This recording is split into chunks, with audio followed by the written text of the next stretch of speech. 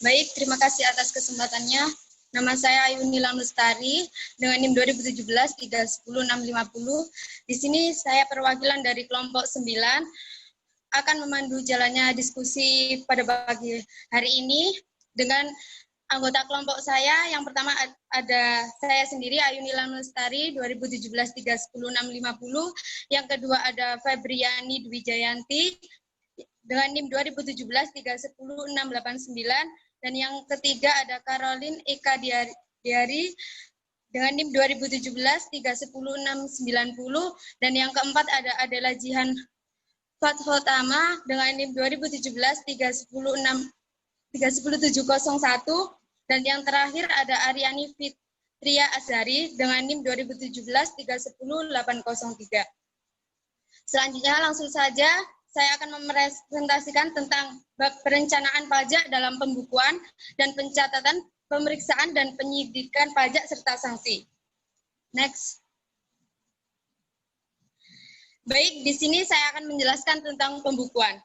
Pembukuan ini tuh merupakan suatu definisi mengenai proses pencatatan yang dilakukan secara teratur untuk mengumpulkan data-data dan informasi keuangan yang meliputi harta, kewajiban, modal, penghasilan, dan biaya. Di mana jumlah harga perolehan dan penyerahan barang atau jasa ini yang ditutup dengan melakukan penyusunan laporan keuangan yang berupa neraca dan laporan laba rugi untuk periode tahun pajak tersebut di dalam sebuah perusahaan. Next.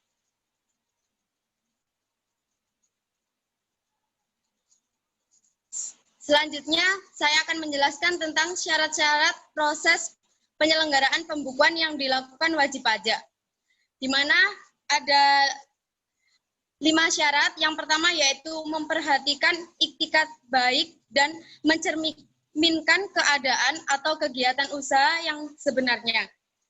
Dan yang kedua yaitu menggunakan huruf Latin, angka, Arab, satuan mata uang rupiah, dan disusun dalam bahasa Indonesia atau dalam bahasa asing yang diizinkan oleh Menteri Keuangan. Di mana menurut pasal 28 Undang-Undang KUP ini dijelaskan bahwa pembukuan dengan bahasa asing dan mata uang selain rupiah ini digunakan oleh wajib pajak yang dalam rangka untuk kontrak bagi hasil, WP yang mempunyai afiliasi dengan pengusaha dan luar negeri, dan yang terakhir adalah bentuk usaha tetap. Yang selanjutnya yaitu pembukuan dengan menggunakan bahasa asing mata uang selain rupiah dapat diselenggarakan oleh wajib pajak setelah mendapat izin Menteri Keuangan. Dan yang selanjutnya yaitu prinsip taat asas dan dengan stelsel aktual atau stelsel kas, di mana prinsip taat asas ini merupakan prinsip yang sama digunakan untuk metode pembukuan dengan tahun-tahun sebelumnya untuk mencegah penggeseran laba rugi yang digunakan dalam suatu perusahaan. Sedangkan untuk stelsel akrual itu merupakan suatu metode penghitungan penghasilan biaya dalam arti penghasilan yang diakui pada waktu diperolehnya dan biaya itu diakui pada waktu saat terutangnya dalam laporan tersebut. Dan yang terakhir yaitu pembukuan sekurang-kurangnya terdiri atas catatan mengenai harta kewajiban, modal, penghasilan, dan biaya serta penjualan dan pembelian sehingga dapat dihitung besarnya pajak yang terutang. Di mana dalam penyerahan barang atau jasa yang ditutup dengan menyusun laporan keuangan ini berupa neraca atau laporan laba rugi pada setiap pajak yang terakhir. Next. Selanjutnya akan dijelaskan oleh rekan saya. Baik, terima kasih atas kesempatannya. Nama saya Febriani Wijayanti dengan NIM 689 akan menjelaskan tentang pencatatan. Pencatatan adalah proses pengumpulan data secara teratur tentang peredaran atau penerimaan bruto dan penghasilan bruto sebagai dasar untuk menghitung jumlah pajak yang terutang, termasuk penghasilan yang bukan objek pajak atau yang dikenai pajak yang bersifat final. Next.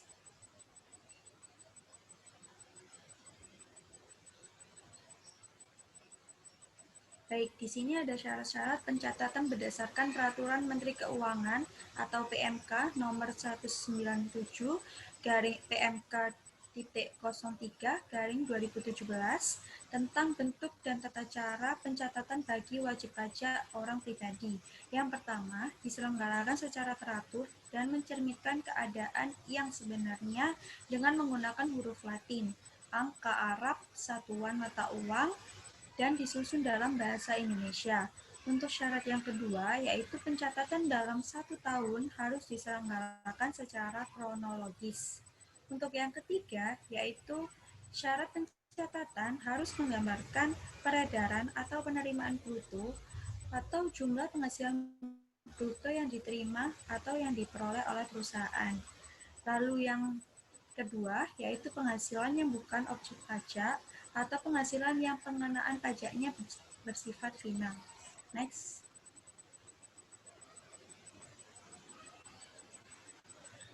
Baik, selanjutnya akan dijelaskan oleh rekan saya. Selanjutnya, yaitu tujuan pembukuan atau pencatatan. Tujuan pembukuan pencatatan adalah untuk mengetahui berapa besar pajak yang terutang dalam 1 tahun pajak. Itulah alasannya kenapa pembukuan harus dilakukan secara taat asas dan memperhatikan itikat baik. Secara rinci, tujuan dan pembukuan pencatatan adalah untuk, yang pertama, memberikan informasi yang diperlukan untuk menghitung besarnya penghasilan kena pajak dan dasar pengenaan pajak. Yang kedua, membantu wajib pajak untuk menghitung besarnya pajak yang terutang. Yang ketiga, untuk mengetahui dan menilai tingkat kepatuhan wajib pajak dalam menjalankan sistem self-assessment, terutama apabila sedang terjadi pemeriksaan atau penyidikan pajak. Selanjutnya,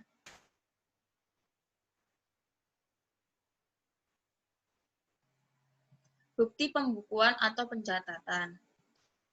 Bukti atau evidence dalam pembukuan atau pencatatan yang berupa buku catatan dan dokumen menjadi dasar pembukuan atau pencatatan dan dokumen lain termasuk hasil pengelolaan data dari pembukuan yang dikelola secara elektronik atau secara program aplikasi online wajib disimpan selama 10 tahun di Indonesia, yaitu di tempat tinggal wajib pajak orang pribadi atau tempat kedudukan wajib pajak badan. Jangka waktu 10 tahun ini sepertinya disesuaikan dengan batas kadaluarsa penyidikan di bidang perpajakan. Penyimpanan bukti tersebut harus dilakukan secara memperhatikan faktor keamanan, kelayakan, dan kewajaran penyimpanan. Selanjutnya,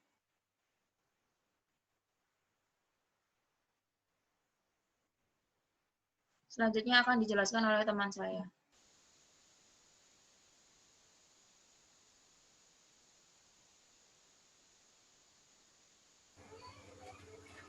Selanjutnya ada perbedaan pembukuan dan pencatatan. Perbedaan pembukuan dan pencatatan pada proses atau siklus, yaitu pada pembukuan, wajib pajak akan melakukan siklus akuntansi secara lengkap, yaitu dari tahap pencatatan, penggolongan, pengikhtisaran, hingga tahap pelaporan. Pada pencatatan hanya mengalami siklus pencatatan saja tanpa melalui siklus yang lain.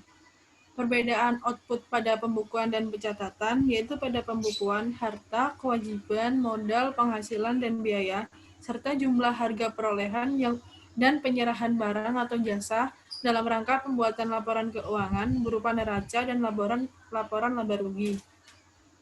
Pada pencatatan, peredaran atau penerimaan bruto atau penghasilan bruto sebagai dasar untuk menghitung jumlah pajak yang terutang, termasuk penghasilan yang bukan objek pajak dan yang dikenai pajak yang bersifat final.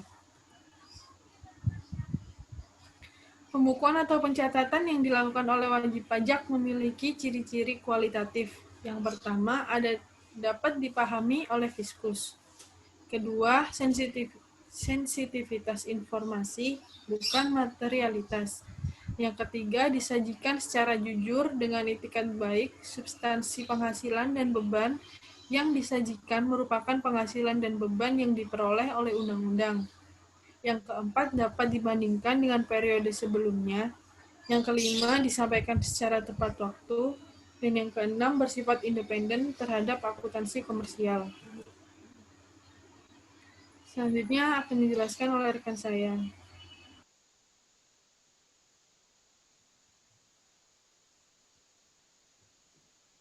Di sini saya akan menjelaskan konsekuensi tidak menyelenggarakan pembukuan dan pencatatan. Seperti telah dijelaskan sebelumnya bahwa sangat penting penerimaan negara dari sektor pajak. Maka bagi wajib pajak akan dikenakan sanksi apabila tidak mematuhi ketentuan perpajakan, di mana sanksi tersebut juga dapat dikategorikan sebagai tindak pidana perpajakan yang salah satunya berkaitan dengan kewajiban penyelenggaraan pembukuan dan pencatatan sesuai dengan pasal 28 dan 29 ayat 3. Adapun sanksinya yaitu yang pertama sanksi administrasi. Sanksi administrasi ini diatur dalam pasal 13 ayat 1 huruf D UU KUP yaitu kewajiban sebagaimana dimaksud dalam pasal 28 atau pasal 29 tidak dipenuhi sehingga tidak dapat diketahui besarnya pajak yang terutang.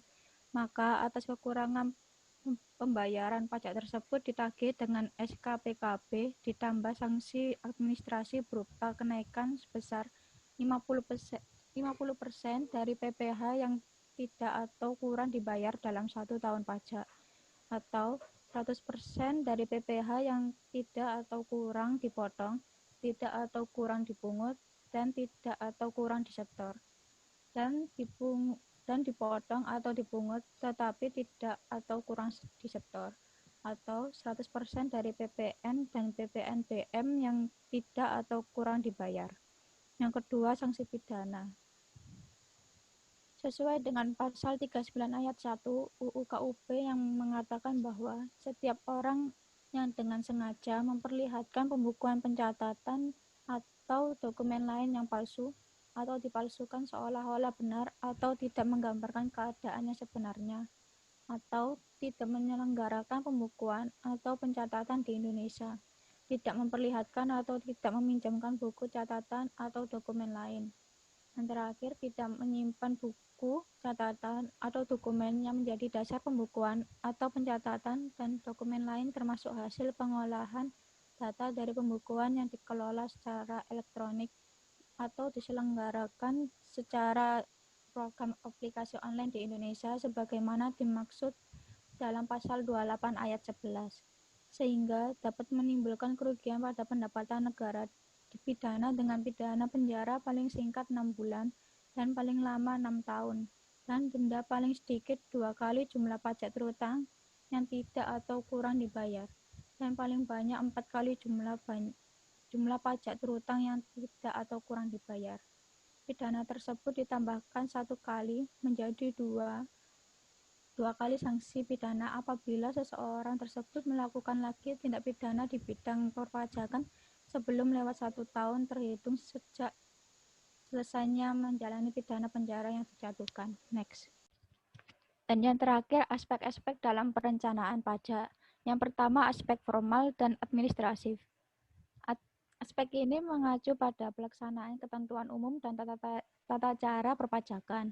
Aspek formal dan administratif dari perpajakan meliputi kewajiban mendaftarkan diri untuk memperoleh nomor pokok wajib pajak atau NPWP dan nomor pengukuhan pengusaha kena pajak atau NPPKP. Yang kedua, menyelenggarakan pembukuan atau pencatatan. Yang ketiga, memotong atau memungut pajak. Yang keempat, membayar pajak. Yang kelima, menyampaikan surat pemberitahuan. Yang kedua, aspek material. Aspek ini mengacu pada pelaksanaan pajak penghasilan dan pajak pertambahan nilai.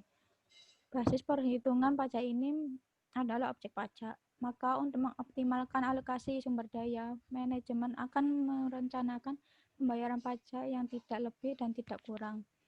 Biaya dikeluarkan oleh perusahaan ada yang dapat diperlakukan sebagai pengurang penghasilan karena pajak dan ada pula yang tidak dapat diperlakukan sebagai biaya pengurang penghasil kena pajak.